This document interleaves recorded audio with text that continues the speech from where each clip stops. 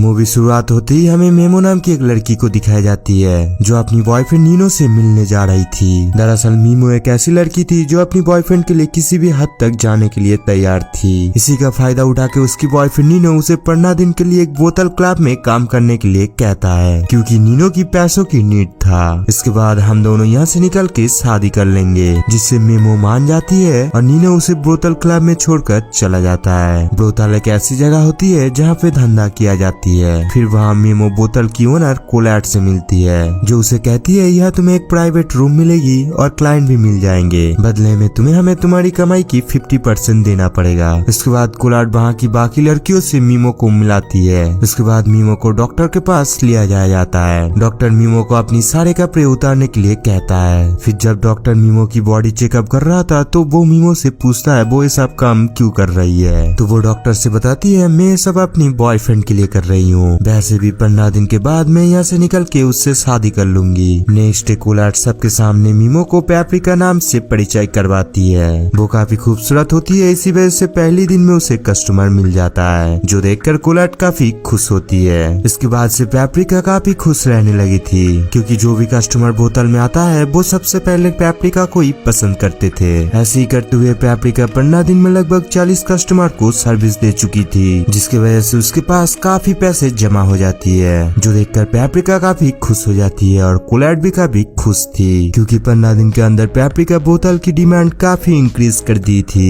उसकी सुंदरता को देखकर वहाँ की लड़कियां भी उसके साथ इंटीमेट होती है। ये बात पैप्रिका कोलैट को जाकर बताती है, पर कोलैट भी उसके साथ इंटीमेट होने लगती है। इसके बाद पैप्रिका की दोस्ती उसके क्लाइंट फ्रैंको से हो जाती है, जो अब अक्सर की पैप्रिका से मिलने लगा था, क्योंकि वो कहीं न कहीं पैप्रिका से प्यार करने लगा था। वो पैप्रिका से बोलता है कि तुम ये काम छोड़ दो, जिसमें पैप्रिका बताती है कि जल्द ही मेरी बॉयफ्रेंड अपनी बिजनेस की काम संभाल के वापस आएगा और हम दोनों जल्दी ही शादी कर लेंगे। फिर वो अपनी बॉयफ्रेंड को फोन करती है, लेकिन उसकी बॉयफ्रेंड फोन पिक नहीं करता, जिसकी वजह से वो अपसेट होकर फ्रैंको के साथ डिनर में चली जाती है। वहाँ वो अपनी बॉयफ्रेंड नीनो को किसी और लड़की के साथ देखती है, तो पैप्रिका उसके पास जाके उसे पूछती है कि ये लड़की कौन है और तुम लंदन से वापस कब आए, जिस पर वो लड़की पैप्रिका से कहती है पिछले 3 साल से मैं इसका गर्लफ्रेंड हूँ, जिस पर पैप्रिका उसे कहती है मैं भी पिछले कई सालों से इसका गर्लफ्रेंड हूँ। ये सुनकर वो लड़की गुस्से से वहाँ से चली जाती है और नीनो भी उसे मनाने के लिए उसके पीछे चला जाता है। ये देखकर पैप्रिका अंदर से बहुत ज्यादा दुखी हो जाती है, क्योंकि वो ये सब जिसके लिए कर रही थी वो आखिर धोखेबाज निकला। वो काफी ज्यादा रोती है और इसी का फायदा फ्रैंको उठाता है। वो पैप्रिका को अपने घर ले जाता है और उसके साथ इंटीमेट होता है। नेक्स्ट फ्रैंको पैप्रिका को शादी के लिए प्रपोज करता है, लेकिन पैप्रिका उसे कहकर मना कर देती है रिसेंटली उसे प्यार में धोखा मिली है, इसी वजह से वो अब प्यार के चक्कर में नहीं पड़ना चाहती है। वो कहती है मैं अभी भी बोतल में काम करूंगी, पर वो सिर्फ अपने लिए।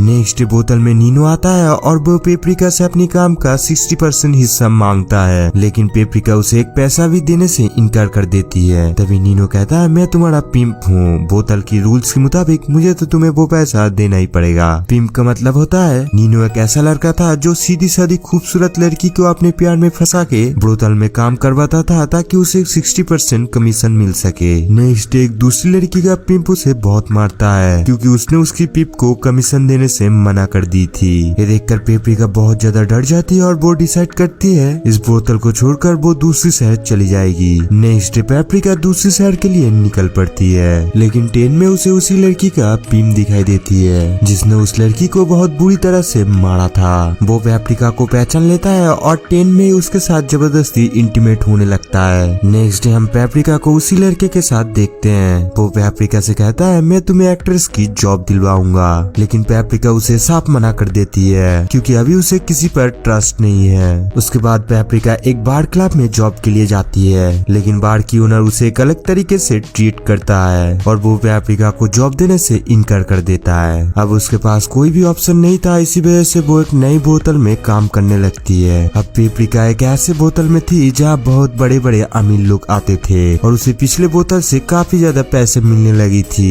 पैप्रिका यहाँ पर बहुत ज्यादा खुश थी, लेकिन एक दिन अचानक बोतल में एक लड़की की मौत हो जाती है, जो देखकर पैप्रिका बहुत ज्यादा डर जाती है और वो सोचने लगती है बोतल में काम करते करते उसका भी हाल एक दिन ऐसा होगी। ऐसे ही कुछ दिनों बीत जाने के बाद पैप्रिका को वहाँ फ्रैंको मिलती है, जो उसे शादी की प्रपोज दिया था। उसे देखकर पैप्रिका की खुशी की ठिकाना यहाँ नहीं रहती। फिर वो दोनों एक साथ इंटीमेट होते हैं। तब फ्रैंक को पेप्रिका से कहता है मुझे एक बोट लेना है, इसी वजह से मुझे पैसों की जरूरत है। ये सुनकर पेप्रिका उसे कुछ पैसे देती है, जिस पर फ्रैंक को कहता है मैं जल्दी तुम्हारा पैसा लौटा दूंगा और हम दोनों शादी कर लेंगे। अगले दिन पेप्रिका जिस बोतल में काम करती थी वहाँ पुलिस की रेड पड़ता है, जिसकी वजह से वो बोतल बैंड हो जाता है। फिर से पेप्रिका के पास कोई ऑप्शन ना होने की वजह से वो दूसरे शहर जाके नई बोतल ज्वाइन कर लेती है। उसके बाद पेप्रिका को पता चलती है फ्रैंको की बोट पुलिस ने पकड़ लिया है, जो सुनकर पेप्रिका बहुत ज्यादा दुखी हो जाती है। तभी उस बोतल में एक बहुत बड़ा अमीर आदमी आता है और वो पेप्रिका की खूबसूरती देखकर उसे अपनी बर्थडे पार्टी में घर पर इनवाइट करता है। फिर वो उस बर्थडे पार्टी में पेप्रिका को शादी के लिए प्रपोज कर देता है। शादी के कुछ दिनों बाद वो अमीर आदमी मर जाता है, जिससे पेप्रिका उसकी आधी प्रॉपर्टी की मालकिन बन जाती है और उस पैसों से वो फ्रैंको को एक नई बोट खरीद के देती है। फिर वो दोनों शादी करके एक नई जिंदगी जीती है और इस मूवी का यही दी एंड हो जाती है। तो गाइस ऐसे ही और भी मूवी एक्सप्लेनेशन देखने के लिए हमारे फैक्ट फिल्म इन्फॉर्मेशन को सब्सक्राइब कर लेना और पास में रहे बेल आइकन को प्रेस करना ना भूले, ताकि हमारे आने वाले वीडियो की नोटिफिकेशन आपको सबसे पहले मिले। Thank you for watching guys.